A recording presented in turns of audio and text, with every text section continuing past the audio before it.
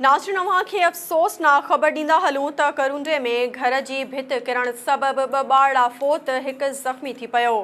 SS news जे reporter रफ़ीक सूमरो मूजिबि करुंडे जे खोखर मोहल्ला में मंसूर खोखर जे घर जी भित किरण सबबि ॿ ॿारड़ा अली हसन खोखर ऐं साकिब कल्होड़ो थॾे ते ई फोत थी विया, जॾहिं त शहबाज़ खोखर शदीद ज़ख़्मी थी पियो। नींगरनि जी फोतगी जे इतला बाद संदनि घर भातियुनि में कोहराम मची वियो आहे। नाज़रीन अवां खे हिकु भेरो ॿीहर आगाह कंदा हलूं त करुंडे में घर जी भित किरण सबबि ॿ ॿारड़ा फोत हिकु ज़ख़्मी थी पियो।